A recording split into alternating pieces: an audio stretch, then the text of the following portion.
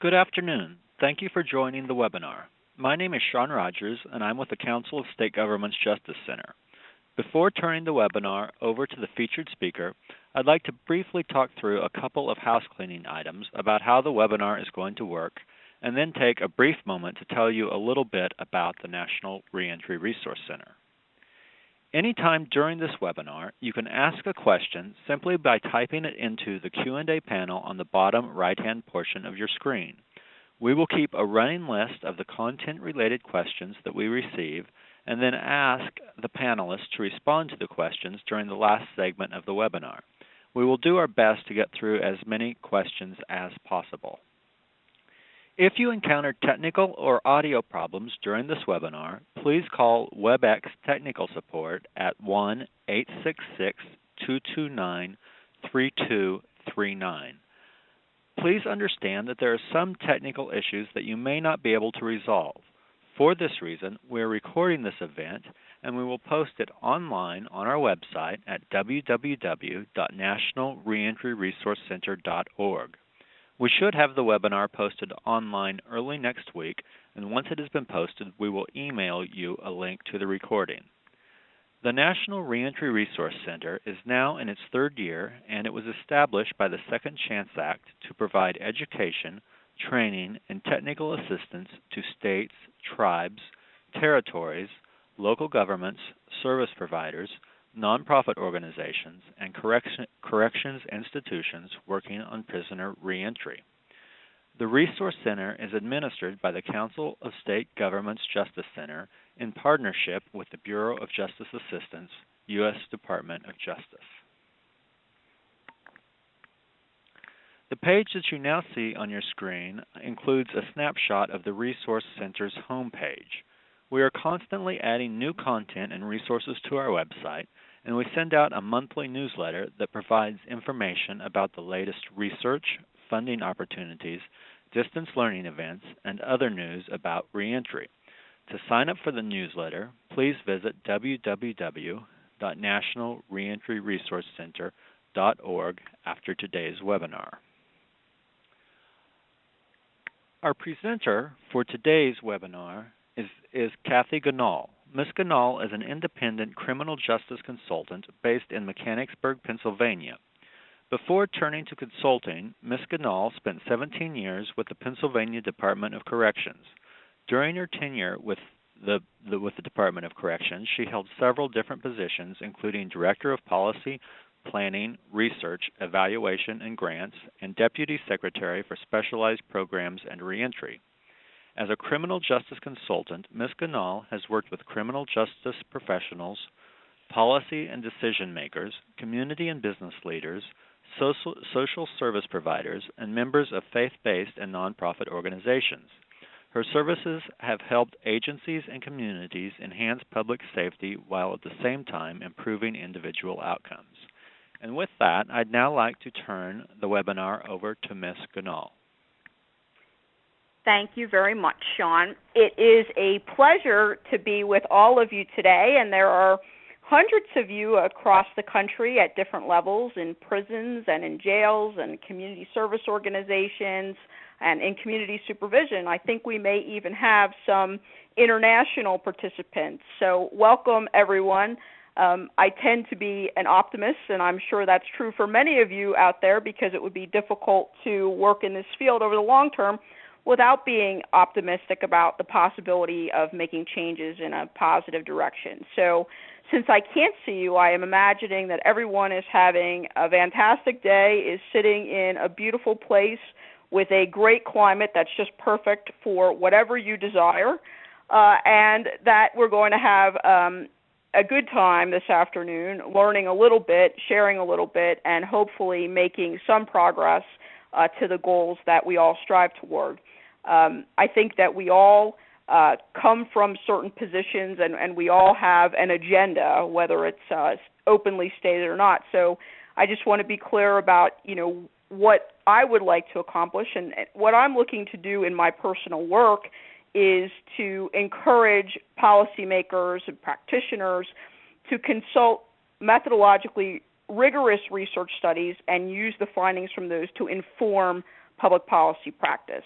And secondly, it is really to enhance the quality of life for all of us living in communities and to work with individuals to have better outcomes. I can't really think of any work that's more important than that, though it certainly has its challenges. As Sean had mentioned, I had the opportunity to be a director of research and evaluation for many years, a position I thoroughly enjoyed, and then kind of switched over to really the implementation side. And I have a tremendous respect for both sides of the aisle. But for practitioners, I understand that you are challenged every day to figure out how to take this body of research about what we do know, and of course there are many, many things that we don't know, far more that we don't know than we do know, and figure out how to work with the offenders you have today in systems that are often tight on resources, and we all know things are tight across the board, and in many cases will be becoming tighter, and trying to figure out what you can do today to improve outcomes for the individuals that you have within your jurisdiction. I've met some tremendous people who I think are doing very innovative things, but from personal experience, I can relate to the challenges. So certainly I don't have any silver bullets, and I don't think anyone really does, but I'm hoping that by sharing some of the information and my perspective on some things I think can work a little bit better, that they may help you, and that's the ultimate goal. Is to really serve your needs, the needs of the field in moving the system forward and in working on implementation, which is just so critical. So with that being said, I would just like to begin by really talking about what I see as overarching values for our system and why we work in this field. As we know, the Founding Fathers' vision was life, liberty, and the pursuit of happiness, and I don't think that any of us are going to argue that those aren't things that are worthy of pursuit. And I think that the thing for us is we're trying to ensure that everyone is able to have a shot at these things. Our justice system, justice is really giving to people what they deserve. The justice system exists to promote safer and healthier communities, better individual outcomes, respect for all human capital, and honestly, no more victims. We all, unfortunately, we know there are many victims of crime out there. We know the devastating effects that can have on individuals and can have on communities. And not only are criminals perpetrators, but they're often victims of crime. And certainly there are lots of other folks who are victims, and that's something that I think all of us want to stop. So that's what I consider to be the overarching values that we're going to talk about throughout the presentation, and we should keep in mind. Here are some of the things that, in putting these slides together, I was thinking about. So the first thing I'd like to cover in the presentation is just to review the facts. I'm a person, we need to start with the facts about correctional populations. We'll go through that pretty quickly because I know that most of you are very familiar with this. We will also identify the characteristics and needs of prison inmates at intake. Many of those needs are the same for jail offenders. We'll look at the evidence. What evidence do we have on what contributes to better reentry outcomes? I will suggest some strategies for prioritizing and addressing individual needs while considering resource availability within institutions and communities. I think there are two factors that we all need to consider when we're talking about solutions to pressing public policy needs, and that is effectiveness. To what extent is the approach, the solution that we're proposing, going to address the problem that's been identified? And then efficiency. My very first boss used to always say, is the juice worth the squeeze? Are we getting our bang for the buck is another way to say it. So I think I like to be pretty ambitious in the goals for the presentation. And in short, it's really to identify ways which can promote better outcomes for less money. And I think that we are all increasingly challenged, to be efficient in the way we go about business. My view really is that necessity is the mother of invention. I think that there can be really good things that come out of situations where we're pressed, because I think we're forced to think very creatively and collaboratively, and I think there are great things that can come out of that. So let's start by taking a look at correctional populations. As we know, the United States has a very high incarceration rate, around 750, might be a little less now, per 100,000 residents, which is the highest in the world by far. At the end of 2009, there were 7.2 million people under correctional supervision. In 2009, the state, local, federal inmate count, this is the incarcerated population, was about 2.2 million individuals. The federal system had about 200,000 prisoners, state systems 1.4 million people, and in jails, the average daily population in jails is about 760,000. As we know, there have been many publications about the high incarceration rates, and we know that Pew and others have put out some nice reports. There's a report titled 1 in 100, so we know 1 in 100 adults in the United States is incarcerated. Reentry, as we all know, is not a new phenomenon. Since the beginning of time, since we've had jails and prisons, people have been coming out of jails and prisons. So that in and of itself is not new. Jeremy Travis, who at the time was the director of the National Institute of Justice, now is the president of John Jay, really started paying attention to reentry, and there was a renewed interest. And the main reason for that is really because of the volume. You know, the churn is really remarkable. So there are about 700,000 offenders released from federal and state prisons annually. I mean, that's a tremendous number of people. Even more so than that, when we think about jails, there are more than 9 million offenders cycling through local jails annually. And as we know, more than half of offenders who are housed in jails are not sentenced. They're held pre-sentence. But for those who are sentenced, the churn is tremendous. I like this, the next quote, because it just puts things into perspective, at least for me. Jails have contact in 3 weeks with as many individuals as prisons have contact with in a year. I mean, really, that is really remarkable, I think. 95% of incarcerated prison offenders will be released. So we know it's not a matter of if they are coming out or if they are coming home. They are coming home. It's just a matter of, how much time do they serve, how prepared are they for that transition, what supports do they have, what services are they going to require, have their needs been addressed in any way. I mean, in the last presentation I did for the National Reentry Resource Center, it was on cognitive behavioral interventions.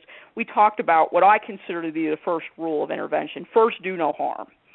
So we don't want people coming out of prison worse off or more likely to reoffend than when they came into prison. There is some research that indicates there may be a slight criminogenic effect of incarceration. We'll talk a little bit about how to mitigate what may be that effect.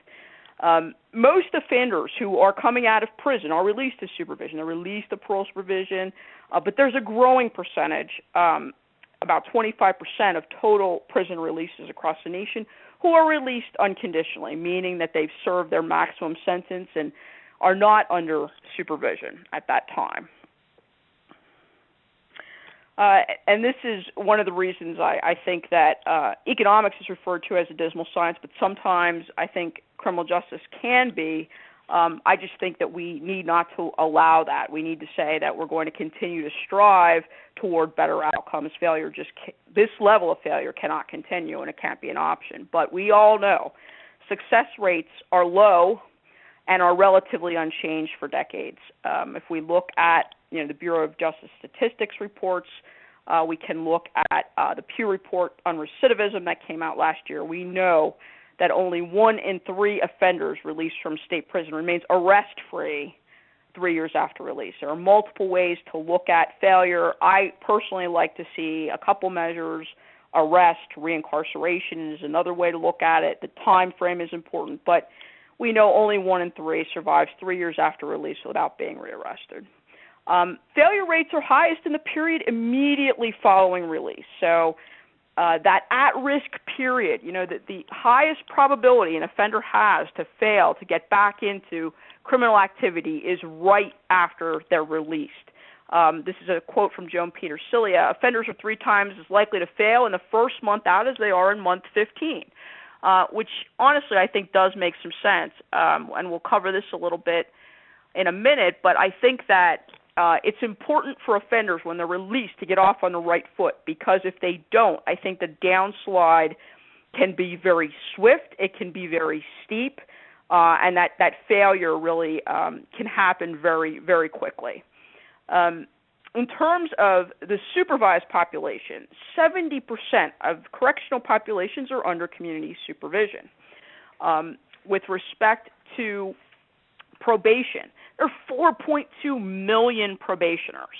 That's really a very large number, particularly when you put it next to the number of people who are incarcerated at the prison level.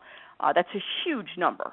So about 2/3 of probationers complete their terms of supervision and were discharged early during 2010. So that means there were about 2.2 million discharges from probation in 2010, which means there were 700,000 failures. And that's a very significant number. I just looked at the Bureau of Justice Statistics report on probation and parole in the United States in 2010. I looked at it this morning. And what it said was the rate of incarceration of failed probationers is about 6%. Now, honestly, 6% doesn't sound all that bad, but you have to remember the base is so big.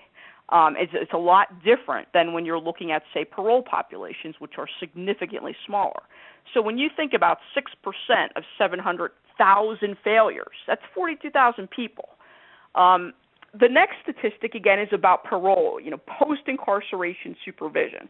760,000 individuals on parole. Now, this rate is much higher for the failure. About half of the people on parole in the United States do not successfully complete their term. However, again, when you're thinking of 50%, the base is much lower.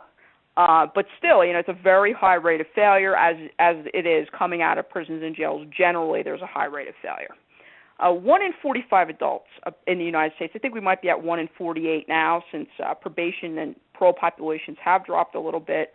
1 in 45 adults in the United States is under some form of supervision.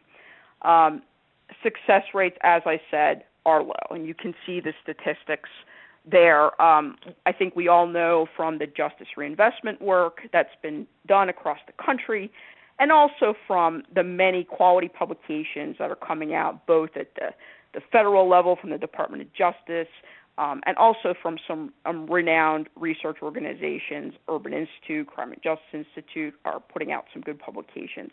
We know that probation and parole failures are or have been driving prison populations for some time, and that's been a big focus of attention, and I think deservedly so. So who are the people? And again, I don't want to be preaching to the choir. I know that many of you are very familiar with this, so we'll go quickly. Most offenders are men. I mean, you can see there incarcerated. We have 2 million men incarcerated, another 3.9 million on community supervision, and the totals there are 5.9 million for men. For women, it's about 1.5 million women are under some form of correctional control. Let's talk a little bit more about the offender profile, because I think it's really important to understand who folks are so that we can figure out how to best transition them, prepare them for transition. Men are more likely than women to be serving time for a violent offense. That's obviously in an incarceration setting. In terms of age, more than half, just about half of male offenders are under the age of 35. For women, it's even more, 60%. I think this is something we know. It's been noted many times. The incarceration rate for men and women who are black or of Hispanic origin, much higher than those who are white. And here's some, I think, shocking information. This is the incarceration rate for males ages 18 to 64. For a person who's black, 1 in 12 a Hispanic 1 in 36, white 1 in 87. I mean, that's really remarkable. So for me, and I'm sure, again, you know, what this boils down to, offenders are disproportionately made up of young minority men who are coming from a relatively small number of neighborhoods in urban areas. So fortunately, we've been very fortunate in our country that crime, both violent crime and property crime, has been declining, continues to decline for several years in a row now, and that's particularly true in big cities. I think that there are multiple reasons for that, and the researchers probably know this much better than I do, but there have been innovations in the policing world, in the law enforcement world, hotspot policing, and there's some really remarkable things happening that I think are at least in part of the reason for the drop in crime. I want to talk about this whole geographic concentration because I think it matters an awful lot when you're talking about preparing individual reentry plans. And I'm going to use Pennsylvania as an example because, as Shauna mentioned, I worked in the Pennsylvania Department of Corrections for many years, and so I'm a little more familiar with our population here in the Commonwealth. 27% of offenders released from the Pennsylvania Department of Corrections in 2008 were admitted from only 6 of Pennsylvania's 67 counties. Within those counties, there's 14 zip codes with high concentrations of residents under correctional control, which is 8 times the average. For those of you living in places like California, if you think about Los Angeles or New York City, or Chicago, I'm sure that you can say right off the top of your head where the neighborhoods are with the high concentrations. It's not all of Philadelphia. It's not all of Chicago. There are certain areas. You can even usually get it down to the neighborhood block where you can see where there are high concentrations of people who are under correctional supervision, a lot of people churning in and out the system, tremendous impacts to that person, to their family. There may be a history of familial incarceration, sort of a rite of passage almost. And those neighborhoods, just like here in Pennsylvania, tend to be characterized by high unemployment rates, low income levels for residents, higher than average school dropout rates.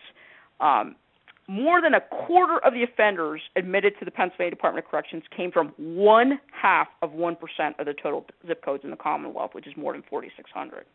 So again, just this tremendous geographic concentration of inmates. Maps are just beautiful. I mean, there's been so much work done in criminal justice mapping. I think those are tremendously valuable tools to help everyone understand the areas that require focus. In terms of profile of offenders, now we know things about who they are demographically. We know things about where they're coming from. Let's look at the individual offender risk levels. And one of the things that I think we see quite a bit in the offender profile is that offenders admitted to prison have significant criminal histories as measured by the number of arrests. We did a little study when I was still at the department. We were really looking at arrest as an indicator of future behavior because past behavior is very predictive. It's not that you can change that, but you need to know that information. At the time, we had consulted with many experts in this area, Richard Burke at the University of Pennsylvania and others who are doing groundbreaking work in the area of risk prediction and actually prediction for specific types of crime, like violent crime, and said what is most important to be looking at in history. And, one of the pieces of recommendation that we got was look at arrests. So we looked at all of the males entering the system, the state prison system, for a 2-month period. And, when we got some advice, it seemed to be around 5 arrests in a person's history, regardless of how long, regardless of the time between arrests, seemed to be predictive. So we were kind of looking at that number as a general guideline. What we found was 50% of the incoming male offenders had 5 or more arrests, 10 or 50% had 10 or more arrests. 85% had 5 or more arrests. Sorry, I misspoke there. So I think that's really significant to know. I think we know that, they have a significant history of arrests by the time they get to particularly state incarceration. And the bottom bullet, I think, is important, and it often trips people up, and I think you hear this in the popular media, and I understand why, but it's not correct. I mean, half of offenders in our nation's prisons are serving time for a violent offense. Of course, there's different ways to cut violent offenses. I mean, I tend to like using Part 1 and Part 2 of the Uniform Crime Report from the FBI, but people cut it different ways. But instant offense conviction is not a good predictor of risk to commit additional crimes. So what do I mean by that? First of all, conviction in general, that doesn't necessarily mean it's exactly what you did. It's what you were convicted of. Most cases, as we know, are plea bargain cases across the country. So the reality is, as a grouping, drug and property offenders as a whole are riskier, have a higher risk profile, or more likely to be medium high risk than violent offenders. So it is not necessarily a good idea to just look at what they're in for. Sentencing, as we know, sentencing policy is about holding people accountable. It's about punishing people, retribution, which is, I think all of us would agree, is a good purpose of sentencing. In some states, perhaps those who have sentencing guidelines, there may be also another goal, rehabilitation. But again, just to look at what a person's in for is not really a good indicator at all of their future risk to commit crime. Offenders, by and large, tend to be generalists. People tend to think that, okay, once a violent offender, always a violent offender. That's not true. If you look in criminal histories, you're going to see a variety of offenses. You're going to see some nonviolent, some violent. Many offenders tend to be opportunistic and to take advantage of whatever situation they're in. So it's just not the best way to go about things, to classify just looking at the single offense that the person is in for. There are better ways to do that. Let's move on to need, and this is important because these are things we can affect. We need to know, in a risk profile, you need to know the criminal history. Age and onset is very predictive. If you have an arrest history under the age of 16, that's important. It's predictive of the future. Unfortunately, that trajectory is pretty ugly, but you need to know that. You need to know the number of arrests. But what's really important for those of us who are working every day with offenders and trying to prepare offenders for their eventual reintegration in communities is to know the factors that are called criminogenic needs. And criminogenic needs are factors that research has shown are linked to criminal behavior. And it's important to know these because we can influence change on these variables, thereby making this person more likely to succeed. The major risk factors are antisocial attitudes, beliefs, values, and associates. I kind of call them the big four. I'm sure I'm not the only one that does that. Poor self-regulation skills, poor problem-solving and decision-making skills, low levels of educational attainment, few vocational skills, and little work history, and also substance abuse and dependence are major risk factors. It's very important for us as a field, as a profession, to be focused on those variables that have been shown to be linked to criminal behavior. I always say when I'm evaluating any sort of reentry strategy, a program, an approach, the first thing I usually ask, what are you targeting? What is it that you're attempting to change? And if people tell me things that are not criminogenic risk factors, that's not a good sign. So first, make sure that you're targeting the right things. First, you have to measure, and second, you have to target appropriately.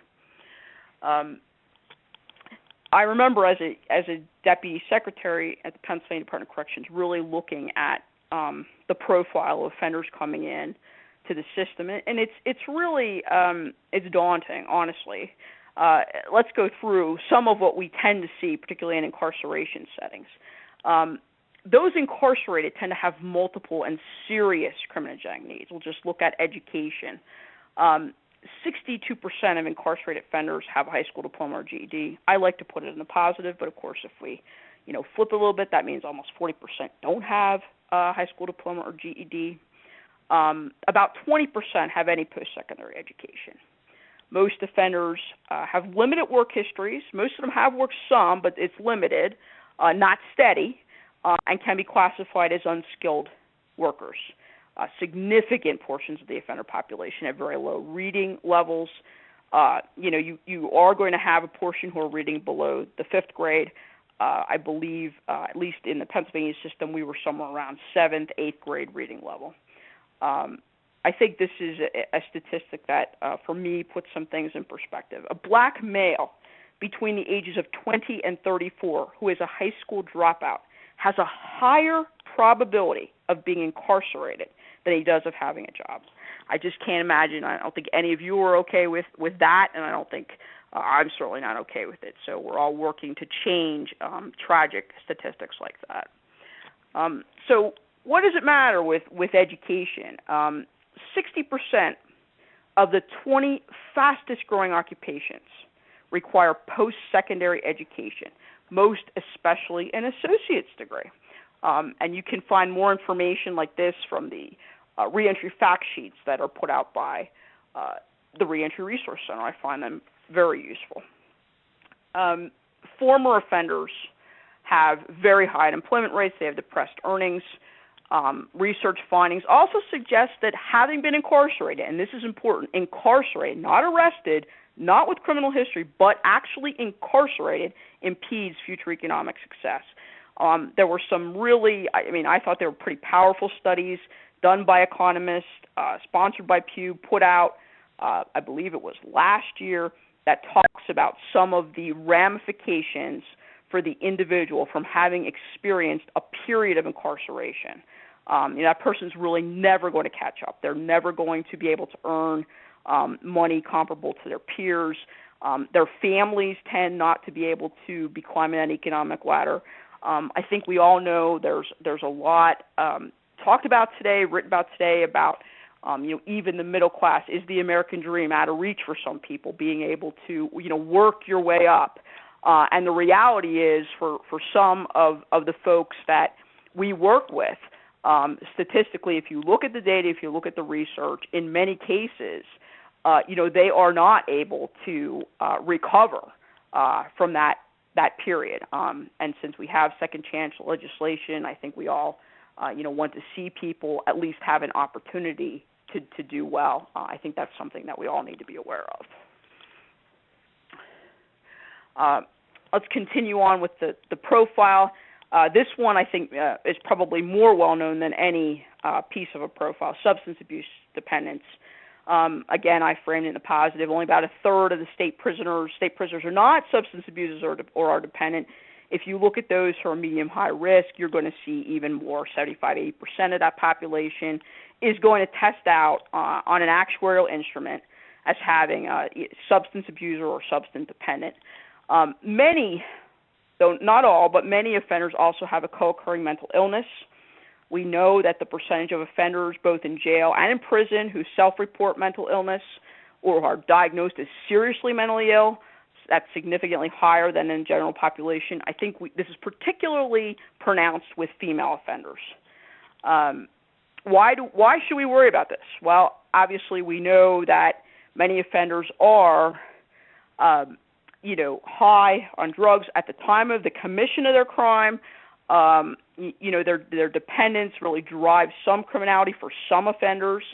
The other thing is on post-release, one of the major reasons for violation is usually repeated positives on drug tests. We know mental illness is not a criminogenic need. Most people who are mentally ill, they are not criminals. They are working and living in the free world. But mental illness, when untreated, can greatly influence an offender's ability to succeed, and we know, not to mention cause tremendous suffering for that individual. So that's something that we need to be aware of, we need to be testing for, and we need to be handling appropriately. At the very least, it's also in treatment settings, it's a responsivity factor, which means there are things you have to take into account about an offender when delivering effective interventions to that person. Continuing with the need profile, we know offenders have a high need for instant gratification. They're not thinking about what is going to happen to me next month. If I get arrested today and I'm not even going to have this case disposed of for 6-7 months, that's an eternity. That just seems like a lifetime away. Offenders tend to have high levels of restlessness, egocentrism, impulsive behavior, significant issues with hostile interpretations of common social situations. That's a lot of words right there, but the way that the example I like to use for that is if you were in line at McDonald's and somebody cut in front of you, do you kind of tap them on the shoulder and say, "Excuse me, but the back of the line is back there," and you kind of point to the back of the line? Or do you say, "Hey, what do you think you're doing? You're disrespecting me, blah, blah, blah," and all of a sudden you have, a physical altercation, or at the very least, a verbal altercation. So that's what I mean by, hostile interpretations of common social situations. Offenders tend to have low levels of attachment to pro-social people and institutions. And I think we find this quite a bit, a lack of skill in thinking through problems, figuring out what exactly is a problem, how could I solve this, thinking about consequences. Okay, if I decide to pull out a gun and blow this guy away for, cutting in front of me in line, okay, what does this mean for me? What does this mean for my family? Does it mean I'm going back to prison? And really figuring out how do you balance options. So that's something I think all of us realize that we need to work on. System consideration. So let's move a little bit from the individual now that we know, who they are demographically, where they're coming from, what they present with, and think about the systems that all of us work in. I think this is really daunting, and I know that many of you are going to be struggling with this. According to the Bureau of Justice Statistics report, prisoners in 2010, the estimated mean time expected to be served by state prison admissions entering in 2010 is 2.1 years. 2 years. Now, when you think about what a person presents with, the serious multiple needs, and you think 2 years to try to correct that kind of behavior, after all, we are the Department of Corrections, not of punishment, that's really not a lot of time. Even in a perfect world, it's not a lot of time. And in other ways, we have significant restraints or challenges. Our systems are operating above capacity, and resources are tight, and in many cases, they're becoming tighter. The criminal justice system has to compete for limited resources with other critical areas funded by state and local tax dollars. Right now, there is no extra money. I mean, everybody's fighting for the same diminishing pot of money. So every dollar spent in the justice system, there's an opportunity cost too.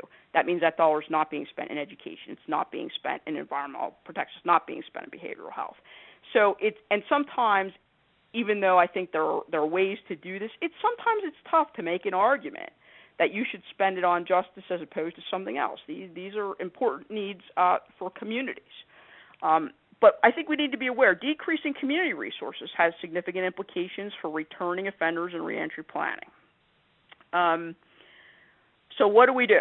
Okay, first, I think so much really depends on who you focus on.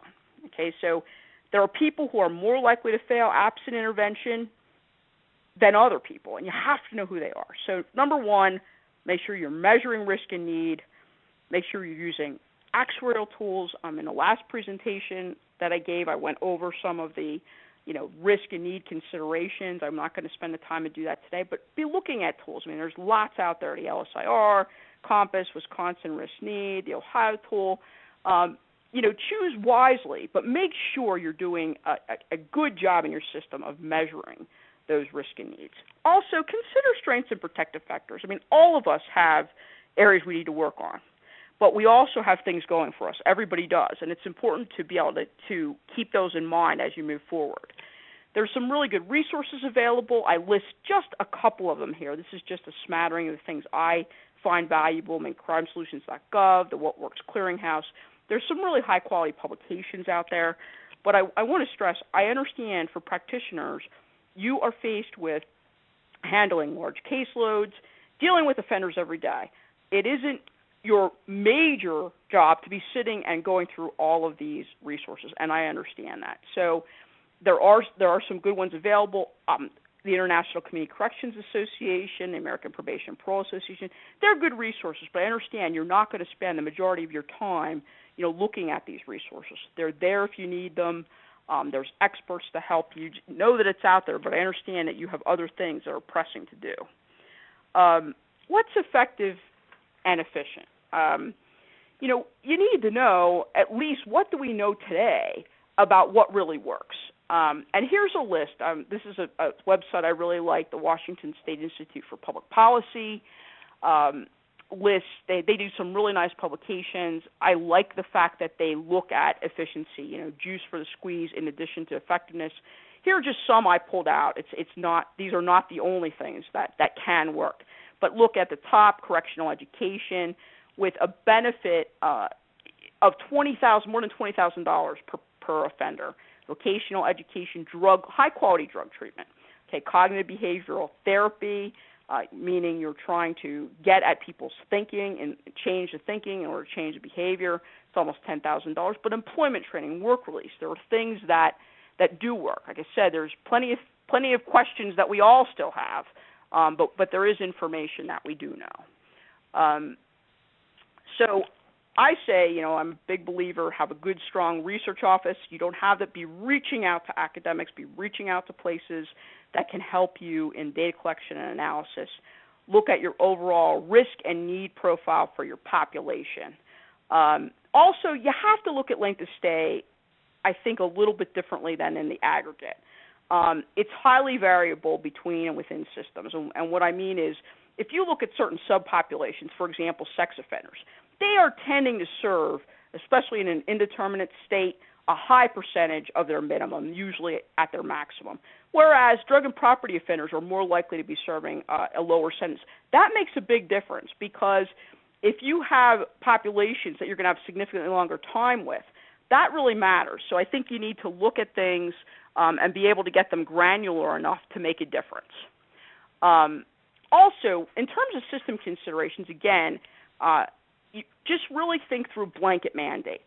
For example, if anybody who's coming into the system must work on their GED. Okay, so for some people that may not be reasonable. Some people, if they're at a low reading level, talk to the folks who are doing education. But even with good quality instruction in half-day segments, over the course of 6 months, a year, you may be moving that grade level, one reading level.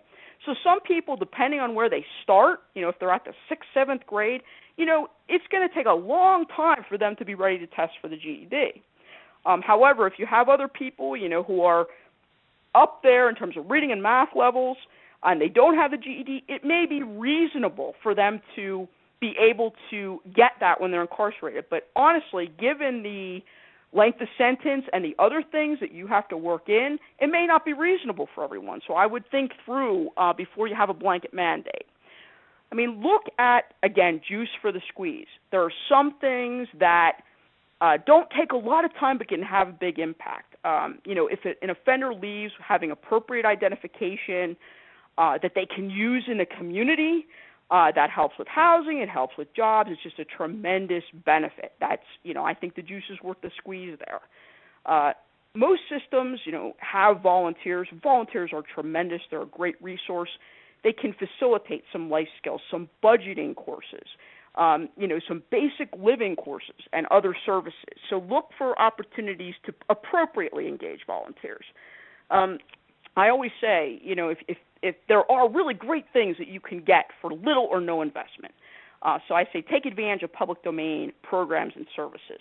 The National Institute of Corrections and programs are developed with federal money. You can look at things like transition from jail to the community, transition from prison to the community. One that we happen to use in the Pennsylvania Department of Corrections that I was a fan of was Money Smart. It's a free program offered by FDIC. We found that inmates had significant challenges with basic budgeting and those kind of things. That's a nice resource. And I like to be careful in how I say this, but resources are limited, but generally speaking, you have lots and lots of offenders. Offenders seem not to be limited, unfortunately. You need to think through what offenders can appropriately, with due consideration to safety and security. We don't want inmates having control over other inmates, but what can they help to facilitate? AA, NA possibly, what can they contribute? A second consideration, other consideration for you that I tend to kind of buy into from my own experiences is most offenders, in my estimation, the medium to high risk who you are trying to target, they need a core cognitive behavioral program that exposes them to cognitive restructuring and skill building. You're really unlikely to find those in a community setting. I mean, here's a couple of examples: Thinking for Change, which is free of charge, offered by NIC, Reasoning and Rehabilitation, Moral Recognition Therapy. I would focus on giving them that core foundation, exposing them to their thinking patterns, to really thinking about how they think and why they think the way that they do. I think that's a good use of resources and a good focus within an incarceration setting, because you can't find it elsewhere, and it's sort of like, get your 101 course in before your 401. In the last presentation, I spent a lot of time on living communities. I won't go through all that, but I think I like the idea of therapeutic communities, or, inmates living together, using the group as method, immersion. You're in a block, you're engaged in working on your reentry plan. Staff can readily observe the behaviors. They can be using motivational interviewing and appropriately using rewards and punishers. Rewards should outweigh punishers by a margin of 4 to 1. For vocational training, this is a challenge since most of our offenders are unskilled. But look for programs where inmates can earn multiple industry-recognized credentials in short order. I mean, I like this whole idea of layering. Think about the reading and math levels of your population before selecting any VOC programs. One of the things that I think is a good thing to do is looking at programs where they don't require a ton of space, where you need a big classroom or a big VOC space, and you don't invest a ton of money in equipment that's going to be outdated. I mean, you can lease, or you can come up with, some ways. Look at some programs that may be portable, and prepare inmates for, today's jobs, in line with labor market trends, and also in industries who are ex-offender friendly. We don't want to be preparing offenders, especially those with felonies, for careers in places where they are very unlikely to get hired. I mean, you can use bonds and those kind of things, but there are still some places it's just very unlikely, or it could be against the law. For correctional industries, which again, the reason I point this out is because the evidence suggests that this can make a real difference. You may want to consider this as a reward for offenders with longer sentences. It keeps them engaged, they have a sense of purpose, it gives them a reward. Wherever possible, and in some cases this is not appropriate, but where it's possible and it makes sense, you want to support family connectivity. There are plenty of studies that show that offenders who retain some connection, pro-social connection to their community with their families, have better outcomes. So look at your visiting policies, phone calls, the possibility of virtual visitation, parenting support programs. In the Pennsylvania Department of Corrections at one time, we brought big brothers and big sisters in, exposed female offenders to that concept, and asked them for permission to reach out, to their children and hook them up with a big brother, big sister. I think that takes, a load off the mind of some of the offenders, particularly women who often are custodial parents.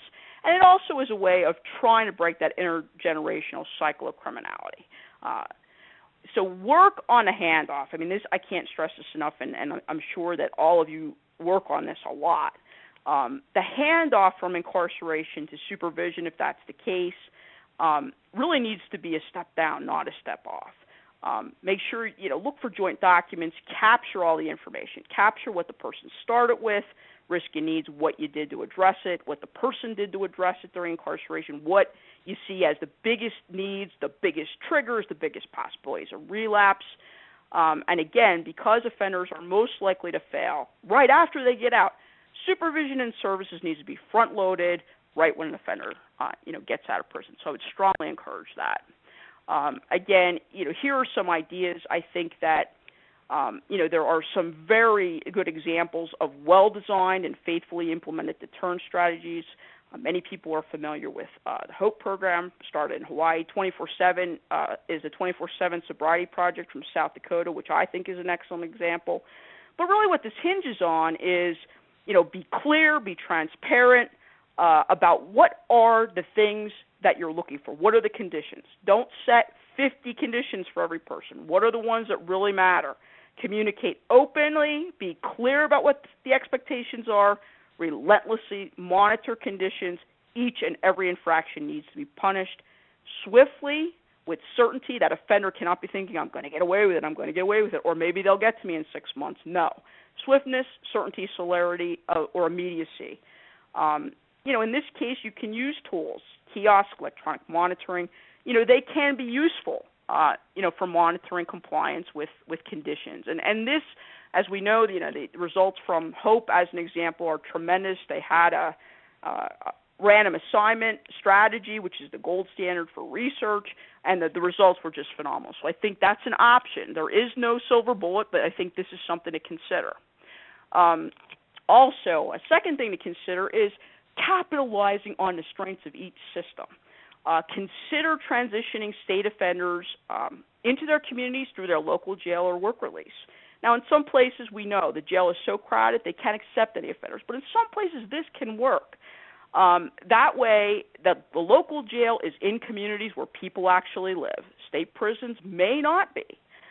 So that jail is hooked up with businesses. They're hooked up with social service providers, with AANA.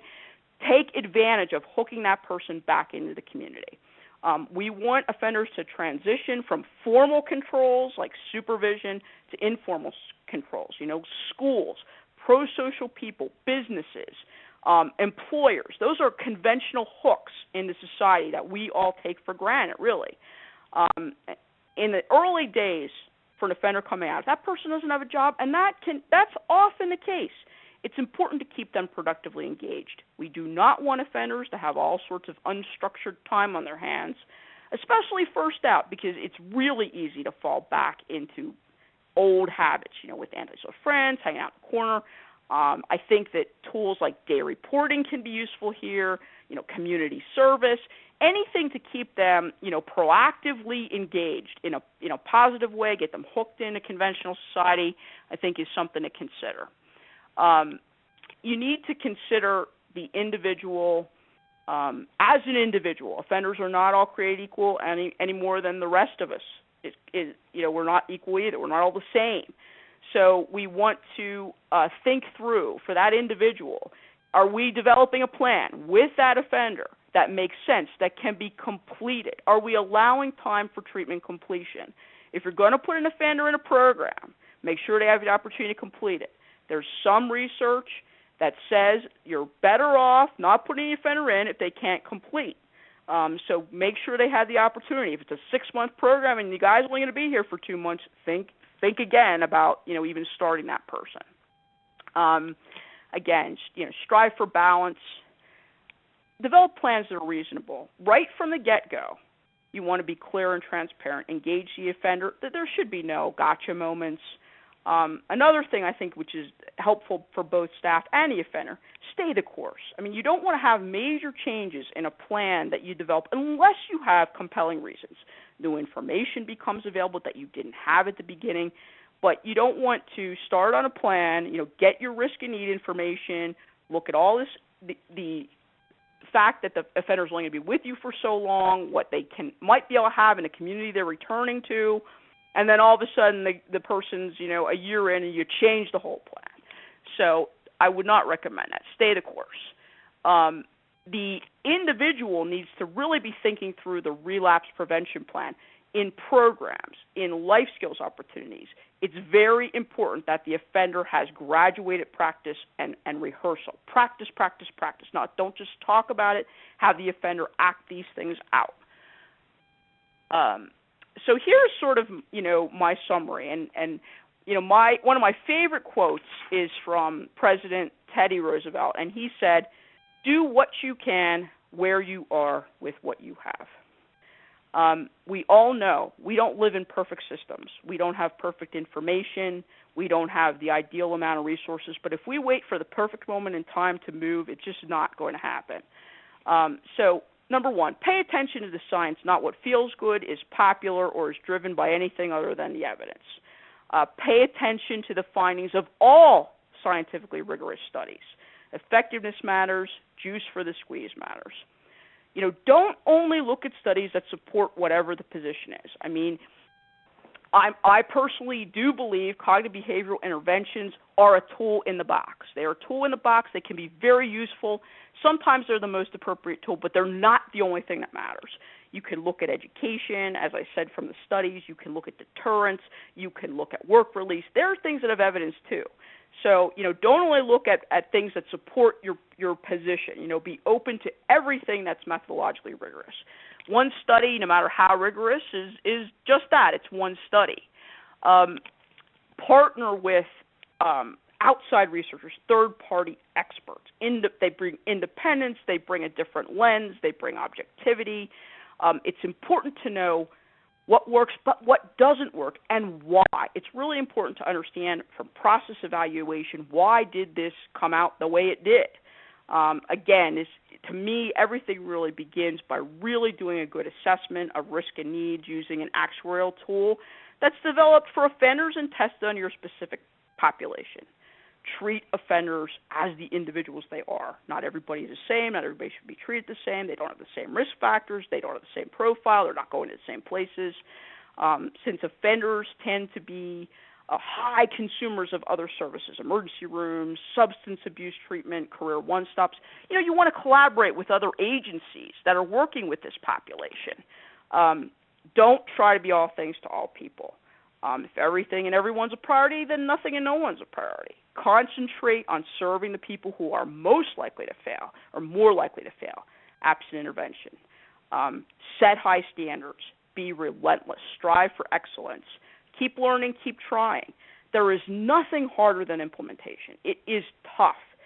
It requires leadership, constant communication, extensive staff training, paying attention to the weeds in the garden phenomenon. You have to pay attention to fidelity all the time. But to me, that's where the rubber meets the road. That's what matters. Be smart and strategic. Use resources that are available to you. Constantly seek input. I mean, sometimes you get the best input from the offenders themselves, their families. There are no perfect solutions. There is no magic bullet. We all have lots to learn. Every research study ends with more research is needed. And, that's certainly true. But don't let that stop you. Don't let the fact that we don't know everything or we still have unanswered questions. We're always going to have unanswered questions. Do due diligence. Look at what you have. Make use of the evidence we do have. Look also to not only proven strategies but promising strategies. Look to implement pilot test promising strategies based on what we do know. Don't allow deliberate indifference, people to say, oh, once an offender, always an offender, there's nothing we can do. Don't allow that to permeate. Get that out. So remember what we're all working toward. I have tremendous admiration and respect for people who are doing this every day. We all become frustrated and tired from time to time.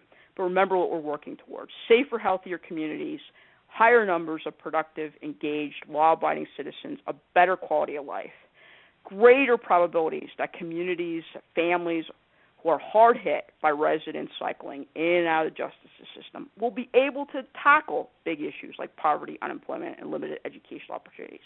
So while we face challenges, they are not insurmountable, and the end is definitely worth the effort we put into it. I am very happy. I want to do this kind of work because I'd like to try to be helpful in some way. If you do have questions that we're not able to get to, feel free to contact me. I did put my contact information at the end. I do my best to get back to you. Sometimes the volume just doesn't allow that, but I will try my best to get back to you, and I really hope that this was at least somewhat useful and you can have some takeaway from it. All right. Thank you, Kathy. This is Sean again. Thank you for the very insightful presentation. I'd just like to remind the attendees on the line that if you have a question, please type it into the Q&A box in the lower right-hand corner of the screen. And we're going to spend the remaining half hour or so answering the questions that have been submitted. We've had a lot submitted thus far. All right. First question, Kathy. As a practical matter, what is the difference in correctional populations between adults and juveniles? In terms of, I'm not sure I understand the question, in terms of risk and need? I'm not sure I understand it either. Yeah, let's go with risk and need. Well, in general, the major characteristics, the need profile of offenders really does hold up pretty well across populations, across women and men, across juvenile populations. That being said, I think there are some nuances that you definitely need to take into consideration. With juveniles, I think the other thing is you really need to take into account where they are developmentally. So even if the need is the same, a low level of education, the approach needs to be informed by, where they are developmentally. They're not adults, they're biologically, they're not adults. I would look for, specific instruments. If you're going to look at risk and need for juveniles, there are plenty of good risk-need assessment instruments developed on that population, normed on that population. I would not use an adult tool, even though it may be tapping into similar domains. I would look for a tool that's specific to that population. Just like you can get really good tools that are developed for female offender populations, women populations. I think that's a better bet. But by and large, antisocial attitudes, beliefs, values, associates, those big risk factors are usually present across the board in populations. All right, great. Another question about juveniles, actually, and they say the question refers to slide 12, which I'm taking us back to slide 12. Okay. The person wants to know if these statistics on slide 12 include youth under 18 years old who are treated as adults through transfer laws. You have any idea? No, it's 18 to 64, so no. It's Okay. actually based on biological age, so no, it would not. If that person's 16 and it's actual, yeah. All right. Next question. If former offenders typically have depressed incomes, what can we do to motivate them to secure and maintain employment once they're released?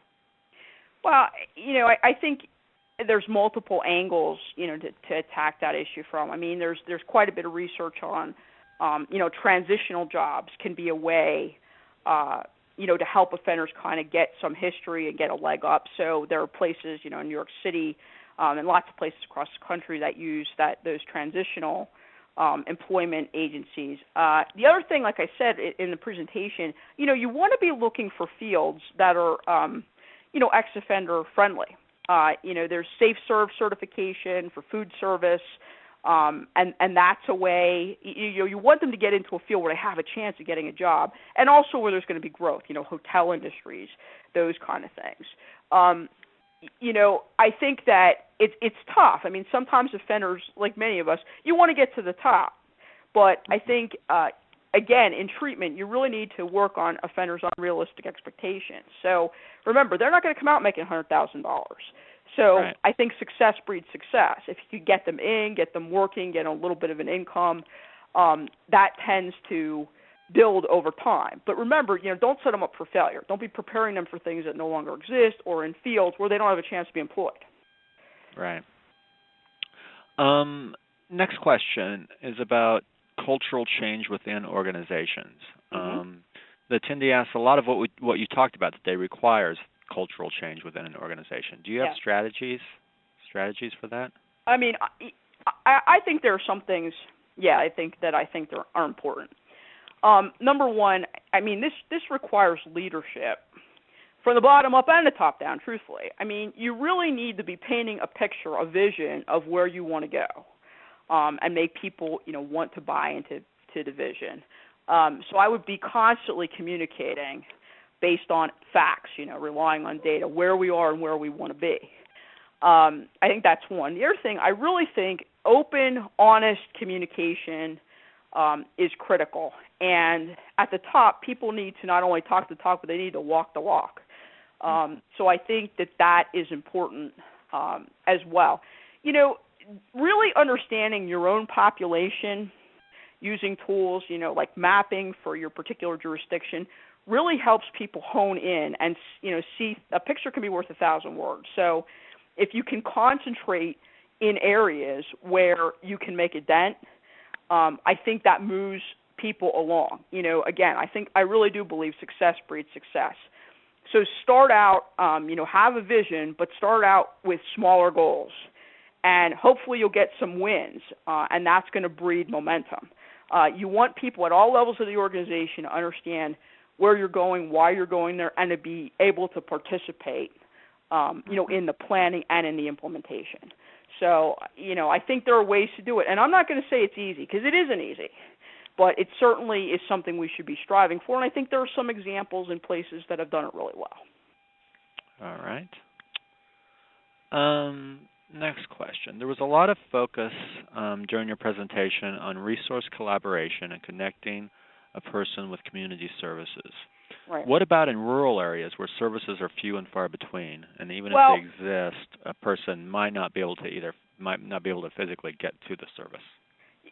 It's a huge challenge, and it certainly is a challenge in Pennsylvania. I think one of the strategies that I think can work in those cases is transitioning that state offender back to their local jurisdiction, because, and absolutely it's true that resources do not exist in the same levels, the same types across the board, and they're becoming tighter generally. But because jails, work release centers, your local folks are working within those communities, I think they tend to have the inside track on what's out there, how to get people there. But it is not always easy, to do. And in some cases, it's really not doable. But again, I would work with people who are in that actual jurisdiction and figure out what's available. Look for transportation for offenders. But I think that, again, people who live in those places know the places, and that's what you have to take advantage of. Right. The next question deals with families. Is there any research that you're aware of that addresses dysfunctional family issues and maybe family criminality as almost a criminogenic factor? There's definitely studies out there. I've read research pieces that indicate the child of a parent who's incarcerated is up to 7 times more likely themselves to be incarcerated. Now, off the top of my head, I can't tell you that resource, though I'm sure I have it. So there's definitely literature on that intergenerational cycle and, growing up, in a place, with single-head household, high levels of unemployment, high levels of poverty. There's definitely research there. There are some places, La Bodega up in New York. There's places that have a family approach. I really like that idea of not focusing only on the individual, but of focusing on them as a unit within a larger system. And families loosely defined. It could be very close friends, doesn't have to be biological. But, focusing on that, I think has shown to be, a good way to go. So I think that is a strategy. And if that particular person who asked that question wants to send me an email, I can send back, the actual studies. I'm sure I can find them. Sure. Great. The next question, the person wants to know, for the mentally ill population involved in the criminal justice system, what types of cognitive behavioral interventions exist and which ones are the best? Well, I think, again, you can't have broad brushstrokes here. There's a difference between a person who has an Axis II disorder and is medication compliant and a person who has an Axis I disorder and is, really actively mentally ill. So I think those are two different things. One, if a person is seriously mentally ill, they're committed, they meet, they're a committed population. I don't think at that point the focus should be on cognitive behavioral intervention. The focus should be on getting them, well to the point where they can be stabilized and can participate. But if you're talking about, people there's lots of people who have anxiety or depression who are on a regimen, see a psychiatrist, but are medication compliant. In many cases, they can participate, in groups with everyone else. Again, if they are, responsive to the medication. You need to take into account responsivity issues for everybody, not only mentally ill. If you have a course that requires extensive journaling and you have offenders who don't have, the reading level or the ability, to write, that's a real mismatch, and it's really going to impact that person's ability to take something away.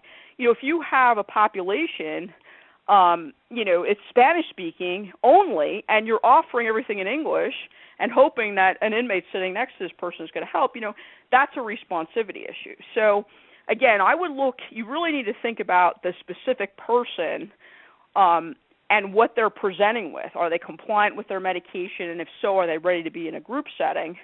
But for the seriously mentally ill who are actively under psychiatric care and are not compliant with their treatment plan, you need to get them compliant first before trying to put them in a cognitive behavioral therapy group. Right. We have an attendee that says they work with a foundation and have worked with incarcerated and formerly incarcerated women for over a decade, 93% of which have a dual diagnosis and trauma-related issues. Mm-hmm. The attendee wants to know what your feeling is about trauma-informed care, and does it reduce recidivism? I think it's critical. I mean, for women incarcerated, I mean, the statistics about women who've been the victims of physical, sexual, emotional abuse are something like 85%. I mean, it's a tremendous need, particularly for women, not only for women. So I think that really needs to be addressed. There are programs out there, programs like Seeking Safety. There are some very good programs specifically designed for women and in prison settings, to deal with trauma. So I think it's just like, ignoring the elephant in the room, not to have that as a component of a complete. So I would say absolutely that it's something that needs to be looked at. And the other thing I would say, particularly for women, most female offenders incarcerated do have children, and they tend to be returning to be the custodial parent.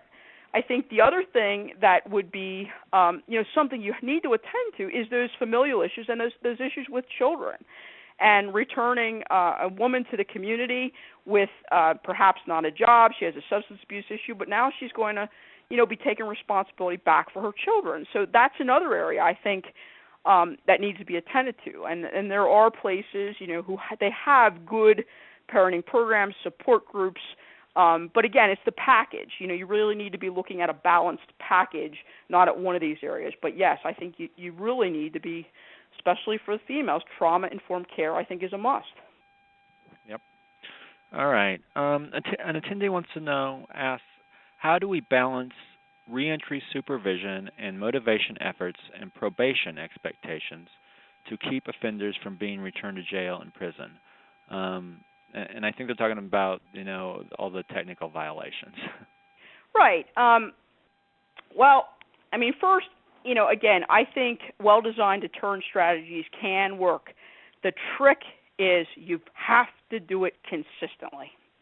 And that's really important in any intervention. So, number one, be very clear about what you expect from the offenders, and not 50 conditions, but conditions that you consider they're really reasonable, they can actually be attained.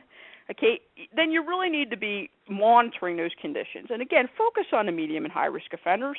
There are people most likely to go out and hurt somebody. Focus on that. Punishment, you want to send a message that certain behavior isn't going to be tolerated. In order to send that message, you do not have to incarcerate somebody for months at a time. Remember, inmates pay attention to immediate gratification. So if you have an offender and you find that this person likes to party with their friends all weekend, okay, and this is a habit. Okay, what you do is you put them in jail for the weekend. You break that up. So there's an immediacy, a negative consequence to this person's behavior. It's not something that's removed 6 months. And it's something that happens immediately. It's swift. It's certain. It does not have to be severe. So to me, I think it's not necessarily whether you're going to, address behavior that is unacceptable. You are going to address it. It's how. You don't have to throw somebody back in prison for months in order to get the message across. So I think that needs to be, thought about. What are the punishments? Quick and certain, but not severe. Yep. All right.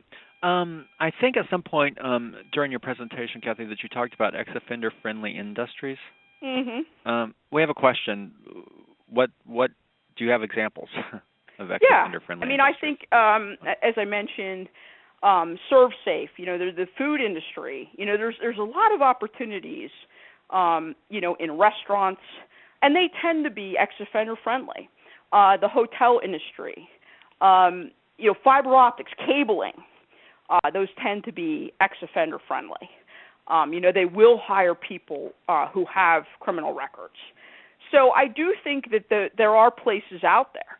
Now, don't get me wrong. I mean, in the economy, it's tougher for everyone.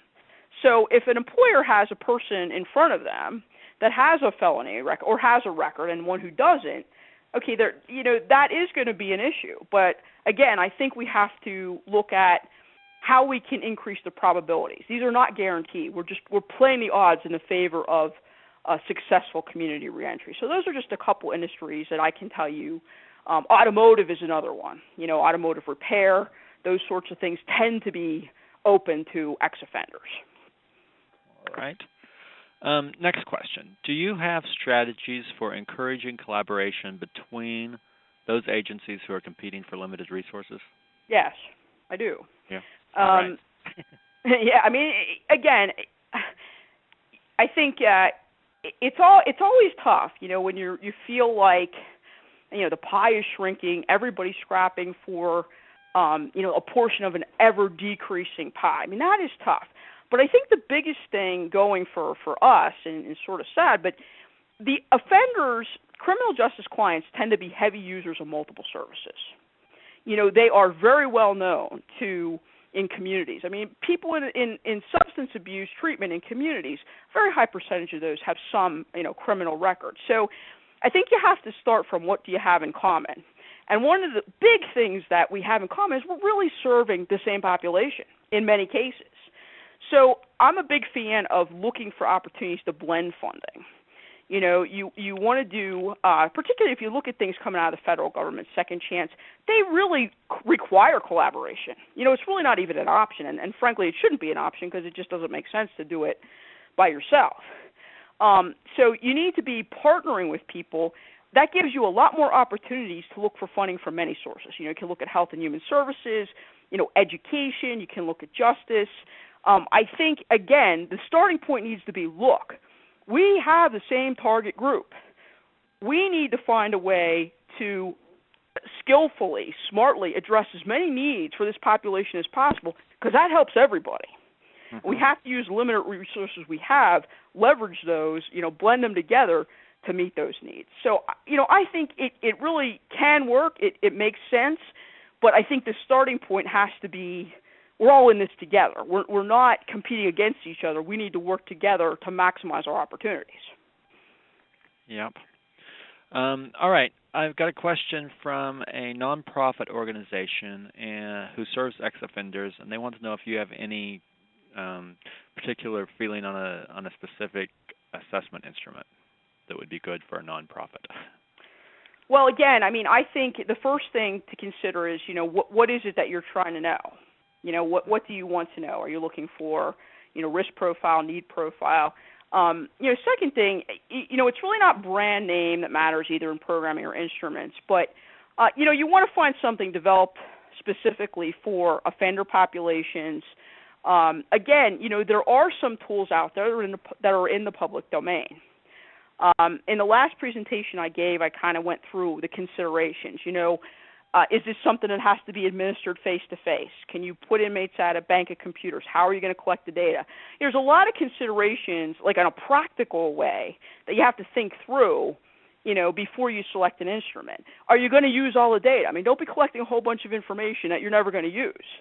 So I would really sit down and think, okay, what is it exactly? Be very precise about what you're trying to measure. What's the goal? And then back up from there. The presentation I gave the last time is on the website. It has all those questions listed, about how often you have to administer. Is there a charge to administer? Can you afford the charge? Those kind of things. But I think you really have to think through those questions before you go on to search for an instrument. Mm-hmm. All right, interesting question here from a person who says that you spoke about conditions, I'm assuming conditions of release. But the reality in my state is the conditions are set at the time of sentencing by the court with limited input for probation. Any suggestions? Well, that's tough. I mean, that's a tough situation. I mean, there are places that are doing, assessment at sentencing, and that information is being used by the courts as a piece of information in, number one, determining, where you're going to place that person, where there's an option. If there's an option to keep that person in the community versus send them to an incarceration setting, and also to set conditions. So, I mean, one thing, again, and this is not an overnight thing, be education of the judiciary about, what factors really are important. And obviously, I still say, even if they're set, there's some more important than others. Okay, if we have someone who's in active treatment and is testing positive on urinalysis all the time, that's a big issue. So, right. I mean, I just think from a practical perspective, you're not enforcing those conditions uniformly anyway. And really, if someone misses a curfew once or twice, is that the same sanction? I mean, if you look at graduated sanction grids, as somebody who, brings a weapon is brandishing a weapon. I mean, they're two different things. So even though there's conditions that are set, I mean, I think for that offender, you can focus more heavily on certain conditions than others. Yep. All right. Interesting question from a case manager. When an offender plan is changed at the request of the offender and is apparent by the officer that it is not in the best interests of the offender and their plan, does evidence suggest to not allow the change if the agency has the ability to block it? You get all that? Well, I guess it kind of depends what the change is. I mean, is it a change of residence? Is it a change, is it a change in the treatment plan? If an offender is saying, I don't want treatment or don't need treatment for X, Y, or Z, and all evidence, the actual instruments, the history suggests it, I wouldn't change it. I mean, you have an issue there, with the offender being readiness for treatment. Again, I mean, I think it depends on what it is. The other side that I've actually seen, believe it or not, is offenders wanting every kind of treatment that they can get.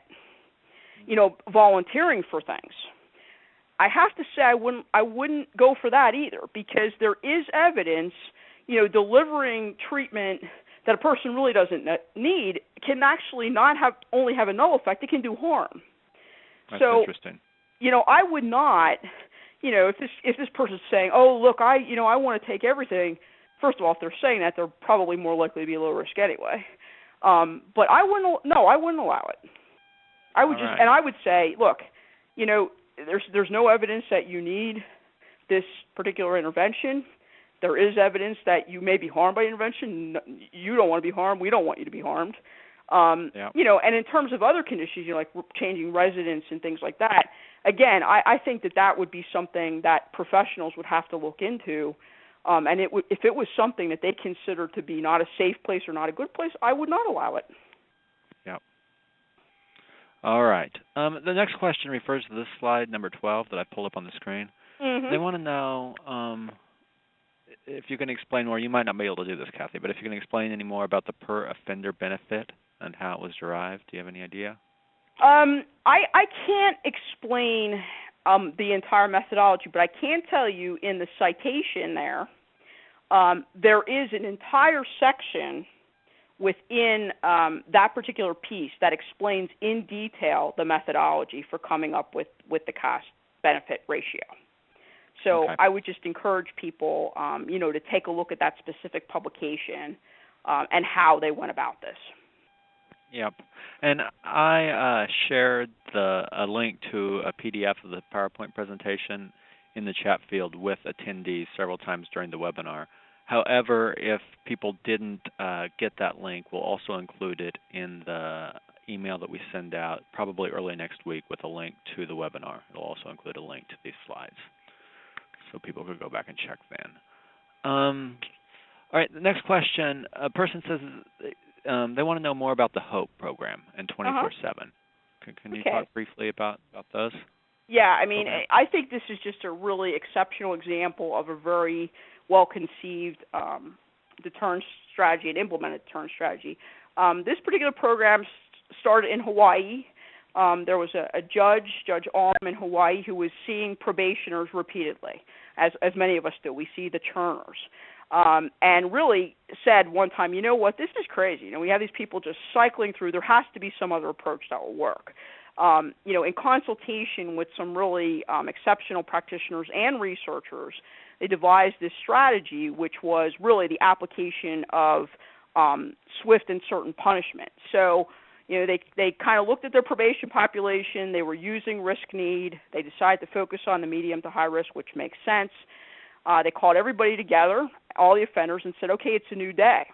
You know, we're going to talk to you about what your conditions are going to be, and we're going to relentlessly monitor you. And each and every time we find you in violation, you are going to be punished. And some probationers said, yeah, right, because in many cases we all know that offenders can, even those under supervision, can get away with it a couple times. That you get a warning, you get this, but nothing really happens until maybe the 6th, 7th time.